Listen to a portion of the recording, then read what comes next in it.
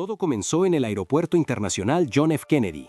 Un día ordinario de caos controlado se convirtió en el epicentro de un misterio global cuando una mujer, posteriormente apodada la Mujer de Torenza, fue detenida. Llegó en un vuelo desde Tokio, pero su pasaporte desconcertó a los agentes. Pertenecía a un país llamado Torenza, una nación que no existía en ningún mapa. El documento en sí era una imposibilidad tecnológica, con hologramas biométricos que no podían ser falsificados, pero que no correspondían a ninguna base de datos soberana. Hablaba un dialecto incomprensible, identificado mucho después como una forma arcaica del euskera. La noticia se propagó como un incendio, etiquetándola de espía de una nueva era. A kilómetros de distancia, en un tranquilo suburbio, Samuel, un niño de 12 años, observaba las noticias. Samuel no era un niño común, poseía una rara forma de síndrome de Savant, una memoria idética para textos religiosos antiguos. Pero su don era más profundo, una visualización de metáforas. Cuando leía profecías, las veía como eventos del siglo XXI. Mientras el presentador de noticias mostraba una imagen ampliada del símbolo en el pasaporte de Torenza, una intrincada imagen de un árbol entrelazado por dos serpientes, algo hizo clic en la mente de Samuel. Sus ojos perdieron el foco, el ruido de la sala de estar se desvaneció y entró en el trance que su familia conocía bien. Se levantó, moviéndose con una certeza sonámbula hacia la biblioteca de su padre. Sus manos, ignorando volúmenes de historia moderna, se dirigieron directamente a una polvorienta copia del apócrifo libro de Enoch. Lo abrió en una página específica, su dedo trazando un pasaje oscuro. Entonces, con una voz clara y resonante, muy distinta a la suya, declaró a su madre estupefacta: «La han enviado, la emisaria de Torenza, la fortaleza oculta. Ella trae el mapa para el silenciador». Su madre, acostumbrada a sus episodios pero sintiendo la gravedad de este, grabó el evento. En cuestión de horas, el vídeo de Samuel era la única explicación plausible en un mundo que buscaba respuestas desesperadamente. El vídeo viral aterrizó en las pantallas de las agencias más secretas del mundo. En Langley y en el Pentágono se activaron las alertas. El caso de la Mujer de Torenza pasó de ser una curiosidad de inmigración a una potencial amenaza de seguridad nacional de nivel máximo. La agente de la DARPA, la doctora Evelyn Reed, una lingüista brillante y pragmática, fue asignada al caso. Para ella, Samuel era un truco, un niño inteligente manipulado por padres que buscaban fama. Su escepticismo era una armadura, creía que la respuesta estaba en la criptografía del pasaporte, no en los desvaríos de un niño interpretando mitología antigua. Mientras tanto, el agente Kaito Tanaka, de Seguridad Interna, se sentía ahogado por la burocracia del caso. Él era el hombre encargado de la custodia de la misteriosa mujer, ahora llamada Elena. Tanaka era un hombre de procedimientos, de causa y efecto, pero Elena desafiaba toda lógica. Había permanecido catatónica desde su detención, sin responder a ningún estímulo, a ningún idioma, a ninguna amenaza o gesto de amabilidad. Tanaka observaba a la mujer a través del cristal de dos vías, su mente pragmática luchando contra un miedo creciente a lo desconocido. Este caso estaba rompiendo las reglas de su realidad, y él estaba en el centro de la fractura. La presión para obtener respuestas era inmensa. Los medios de comunicación fabricaban teorías sobre espionaje cuántico y estados canallas desconocidos. Pero Elena seguía en silencio, un enigma viviente. La única pista, la única conexión en todo el planeta, era el vídeo de un niño de 12 años citando un texto muerto. Para la doctora Reed, la idea de llevar a un civil, a un niño, a un black site de la DARPA era un anatema profesional. Representaba el abandono de la ciencia por la superstición, una capitulación a la histeria de las redes sociales. Sin embargo, todas las vías científicas, todos sus intentos de descifrar el idioma o el pasaporte, habían fracasado estrepitosamente. El agente Tanaka, enfrentado al silencio absoluto de su prisionera y a la creciente impaciencia de sus superiores, tomó una decisión que cambiaría su carrera. Anulando las objeciones de la doctora Reed, autorizó el transporte de Samuel y sus padres a la instalación segura. Vio la desesperación en los ojos de los padres de Samuel, pero también una fe inquebrantable en su hijo. Tanaka no compartía esa fe, simplemente se había quedado sin opciones. El mundo entero estaba observando, y la única persona en la Tierra que afirmaba saber qué estaba pasando era un niño que veía el futuro en textos del pasado. El conflicto central era evidente, un evento imposible había ocurrido, una mujer de un país inexistente, con tecnología indescifrable, había aparecido. La ciencia, representada por la doctora Reed, estaba ciega y sorda ante ella. La seguridad, representada por Tanaka, estaba paralizada. Solo el misticismo aparente, la habilidad inexplicable de Samuel, ofrecía un puente. La llegada de Samuel a la instalación no fue un simple interrogatorio, fue un enfrentamiento entre la lógica del siglo XXI y un conocimiento que parecía venir de fuera del tiempo. Lo que sucediera a continuación no solo validaría a un niño, sino que reescribiría las reglas de la realidad. Llegó el momento de la validación. Samuel fue conducido a la sala de interrogatorios estéril. La doctora Reed observaba desde la sala de control, sus brazos cruzados, esperando que la farsa terminara. El agente Tanaka estaba en la sala, sintiéndose más como un carcelero de un circo que como un oficial federal. Elena estaba sentada en la mesa, inmóvil, sus ojos vacíos. El silencio era pesado, cargado de escepticismo y tensión. La madre de Samuel le dio un apretón tranquilizador en el hombro antes de que cerraran la puerta. El niño, pequeño e insignificante en esa habitación de acero y cristal, parecía completamente fuera de lugar. Samuel se acercó a la mesa. No mostró miedo, solo una profunda concentración. Miró directamente a la mujer catatónica, inclinó la cabeza como si escuchara una melodía lejana y comenzó a recitar. No era inglés, era el arameo antiguo de sus visiones, las palabras del libro de Enoch fluyendo de él con una autoridad que heló la sangre de Tanaka. La doctora Reed, en la sala de control, sintió que el vello de su nuca se erizaba. Sus instrumentos lingüísticos se volvieron locos, confirmando la antigüedad del dialecto. Era impecable, un idioma que nadie vivo debería poder hablar con tanta fluidez. Ocurrió entonces. En el momento en que Samuel pronunció la palabra Torenza, los ojos de Elena se enfocaron. La vacuidad desapareció, reemplazada por una inteligencia aguda y penetrante. Su cabeza giró y sus ojos se clavaron en Samuel. Fue un momento de reconocimiento puro, como dos compatriotas encontrándose en tierra extraña. El personal de la sala de control ahogó un grito colectivo. Elena se inclinó hacia adelante, rompiendo semanas de silencio absoluto, y respondió a Samuel. Habló en el mismo dialecto arcaico, su voz áspera por el desuso, pero inconfundiblemente clara. La traducción de la doctora Reed, temblando, apareció en el monitor. Elena había dicho: «Eres el intérprete, la profecía se ha cumplido». Luego giró su mirada, atravesando el cristal de dos vías, y sus ojos parecieron encontrar directamente a Kaito Tanaka. Lo señaló.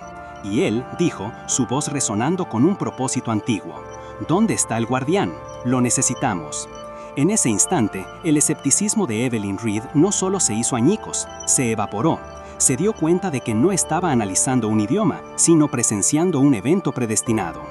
Kaito Tanaka sintió un escalofrío que le recorrió la espalda. Ya no era un agente, era un participante.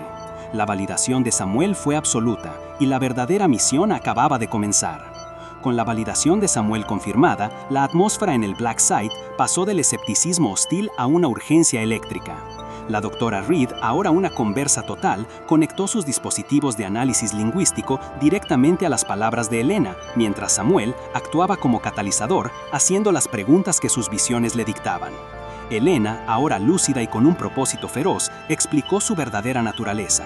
Ella era una emisaria de Torenza, una ciudad santuario oculta en las profundidades de la Fosa de las Marianas, un bastión de tecnología antidiluviana que había sobrevivido al gran diluvio. Su civilización, los centinedas, había observado a la humanidad durante milenios. La revelación de la misión de Elena golpeó al agente Tanaka con la fuerza de un tren de carga. No había venido a hacer contacto, había venido a entregar una advertencia final. La humanidad, explicó, estaba a punto de activar un arma de autodestrucción total, una catástrofe predicha no por los dioses, sino por los propios manuales de activación de los centinelas. La expresión de Tanaka se endureció. Su mundo de procedimientos y memorandos se había disuelto, reemplazado por una realidad de profecías y civilizaciones perdidas. Elena entonces tomó el pasaporte. Ya no era un simple documento de identidad. En sus manos, el objeto cobró vida. Explicó que no era un pasaporte, sino un atlas, un dispositivo de almacenamiento de datos de vacío cuántico que contenía la historia de su pueblo y la naturaleza de la amenaza inminente. La doctora Reed observaba, hipnotizada, mientras su equipo de alta tecnología luchaba por siquiera categorizar la energía que emanaba del dispositivo. Samuel, sin embargo, lo miraba con familiaridad, como si reconociera a un viejo amigo de sus visiones más profundas.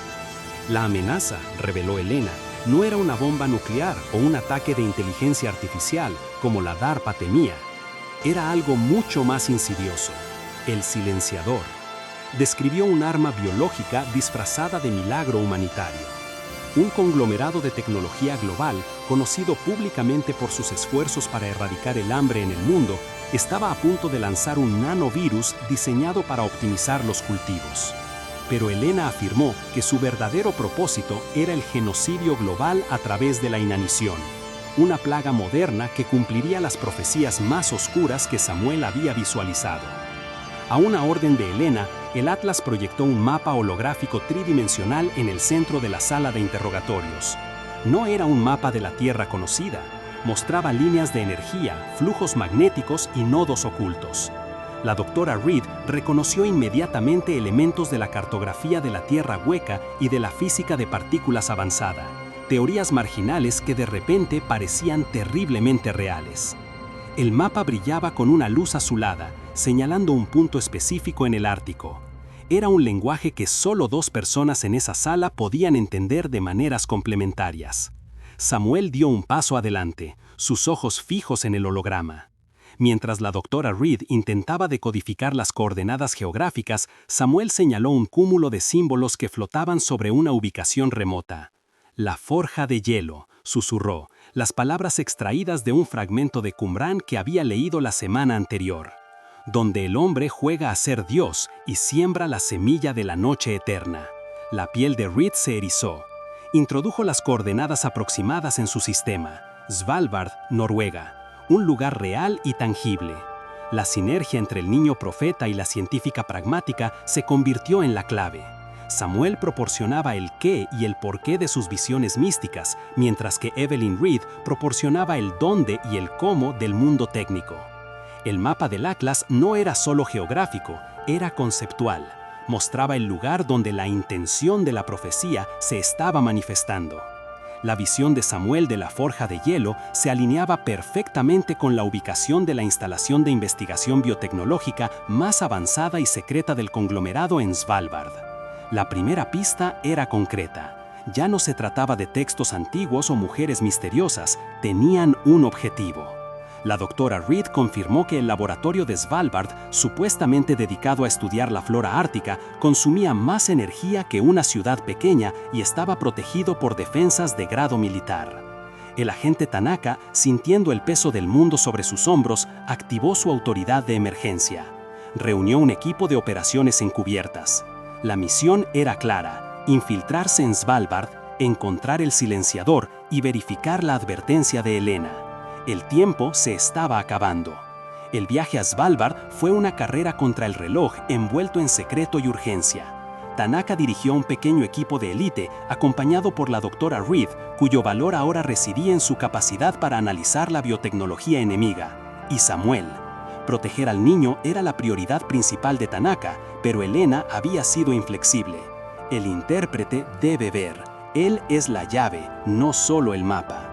Volaron en un avión de carga sigiloso, aterrizando en una pista de hielo improvisada a kilómetros del objetivo, bajo la cobertura de la noche polar perpetua. El entorno era un enemigo en sí mismo. El viento ártico aullaba, un sonido primigenio que se colaba bajo sus trajes térmicos. El laboratorio de Svalbard era una fortaleza de hormigón y acero incrustada en la ladera de una montaña helada, invisible para los satélites y protegida por la tundra implacable. La doctora Reed notó la falta de defensas exteriores obvias, lo que la inquietó aún más. Confían demasiado en su aislamiento, murmuró Tanaka, pero sentía que había algo más. El frío no era solo físico, era un sudario de secreto. Mientras el equipo táctico de Tanaka buscaba un punto de entrada, luchando contra los sensores térmicos y los drones de patrulla, Samuel se detuvo. Miró fijamente un afloramiento de roca aparentemente sólida que el radar de la doctora Reed mostraba como granito denso. La entrada no está cerrada con llave, dijo Samuel, su voz tranquila en medio del viento. Elena, que había permanecido en silencio pero alerta, se acercó al Atlas. El dispositivo emitió un pulso de baja frecuencia. La roca frente a ellos pareció vibrar y desdibujarse, revelando una entrada de servicio holográficamente oculta. La tecnología de Torenza estaba un paso por delante. La infiltración fue tensa. Los pasillos interiores eran estériles, blancos y silenciosos, un marcado contraste con el caos exterior. La atmósfera era la de una catedral dedicada a una ciencia fría y sin alma. La doctora Reed sentía una reverencia a regañadientes por la tecnología que la rodeaba, secuenciadores de IA cuántica. Pero Tanaka sentía el peligro. El silencio era el de una trampa preparada. Samuel caminaba como si estuviera en trance, guiándolos por el laberinto de laboratorios, siguiendo un camino que solo él podía ver en sus visiones proféticas. Finalmente, llegaron al laboratorio central. Era una vasta caverna subterránea, un invernadero biomecánico, donde crecían hileras e hileras de trigo de aspecto perfecto bajo luces artificiales de color púrpura. El aire estaba cargado con el olor de la tierra fértil y los productos químicos. En el centro de la sala, sobre un pedestal iluminado, había varias unidades de dispersión atmosférica, similares a drones, ya cargadas con un aerosol nebuloso. Habían llegado justo a tiempo. La fase de despliegue era inminente. El equipo de Tanaka aseguró la sala, sus armas apuntando a las sombras, mientras Reed corría hacia la terminal principal. La doctora Reed conectó su equipo, saltándose febrilmente los cortafuegos. Lo que encontró confirmó sus peores temores. El proyecto se llamaba Misericordia de Deméter. Los datos de la primera fase eran milagrosos, cosechas que crecían en cualquier clima, resistentes a cualquier plaga. Pero luego encontró el núcleo del código, el silenciador. Era un nanovirus diseñado con precisión. La primera cosecha sería abundante, la salvación del mundo. Pero el virus estaba diseñado para mutar al contacto con el polen silvestre, haciendo que la segunda generación de semillas producidas por estas plantas fuera universalmente estéril.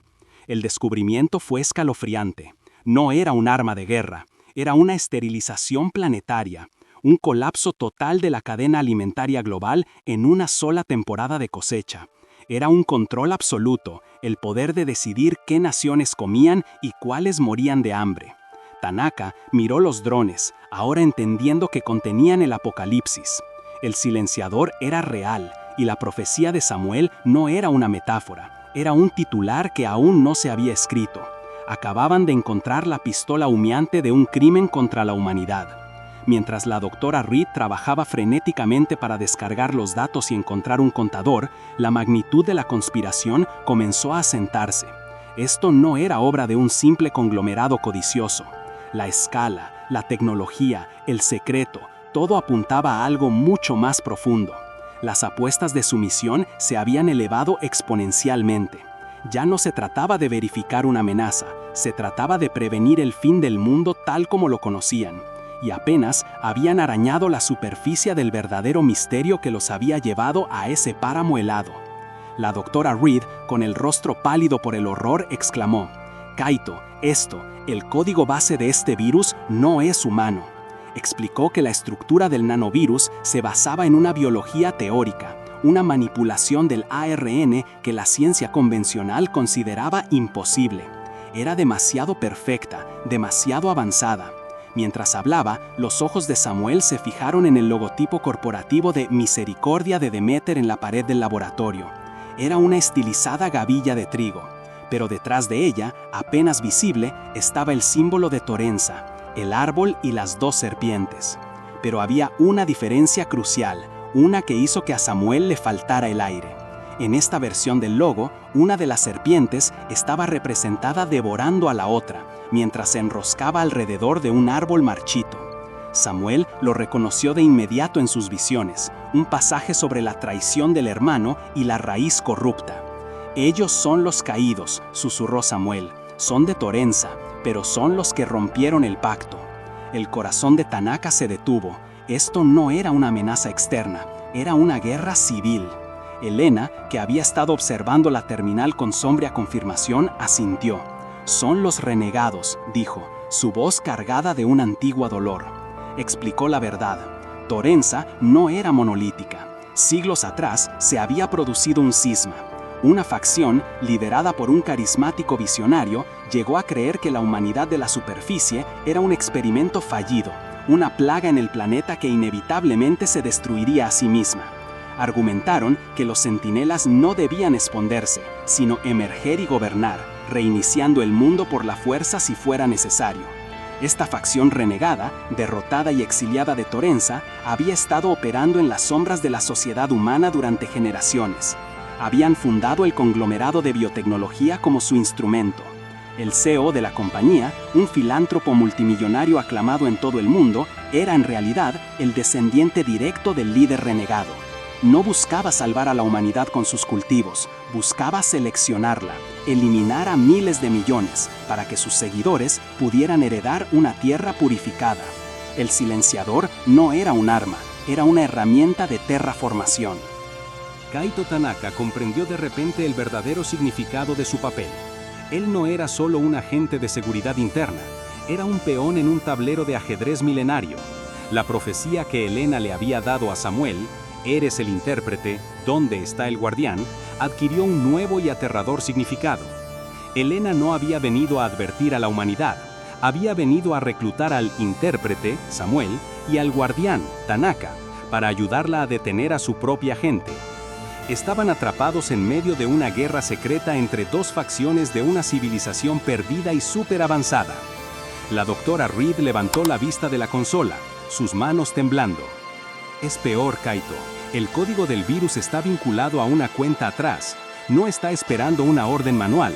Está conectado a una transmisión satelital programada. Se activará y desplegará globalmente en... ¡Oh, Dios mío! 72 horas. El laboratorio de Svalbard no era la única instalación, era solo el nodo de producción primario.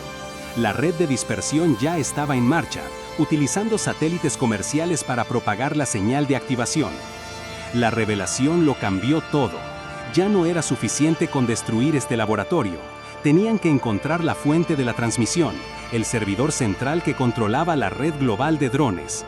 La misión de Helena no era solo entregar un aviso, era una operación de decapitación. Tenían que encontrar y detener al CEO renegado antes de que pudiera iniciar el segundo diluvio, esta vez no de agua, sino de hambre. El atlas de Helena volvió a brillar, proyectando el holograma.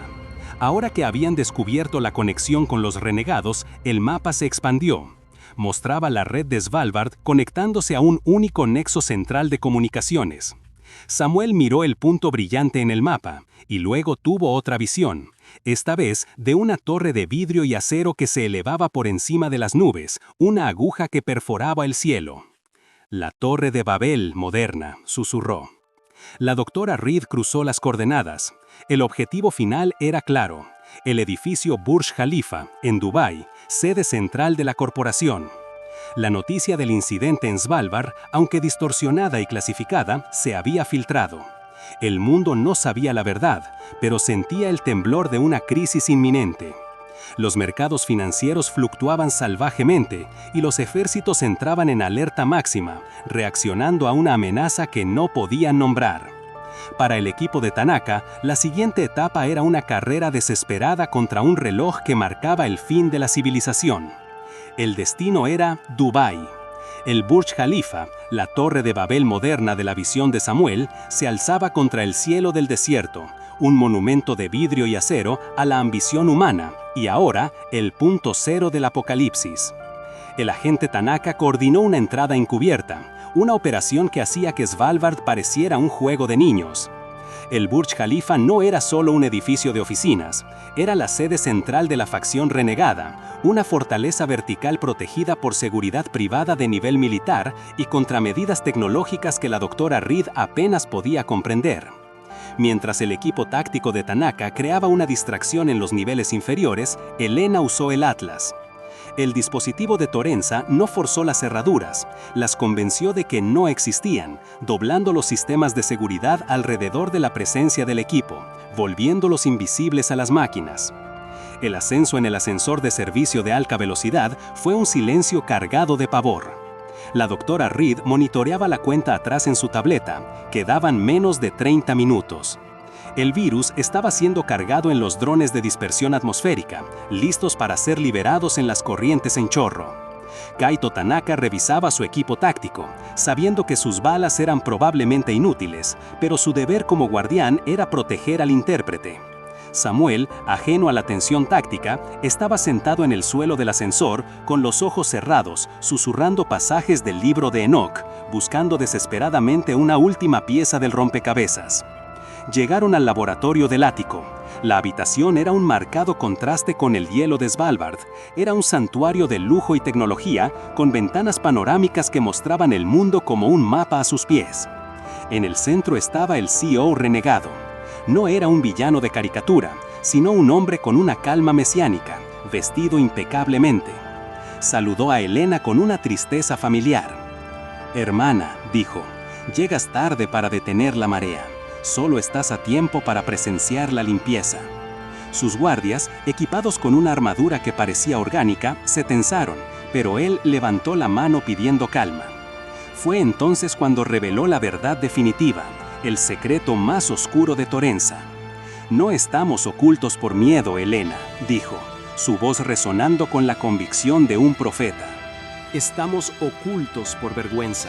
Explicó que la tecnología de Torenza, su arrogancia antidiluviana, fue lo que causó el gran diluvio, un experimento de energía de punto cero que desgarró el velo de la realidad y casi destruyó el planeta.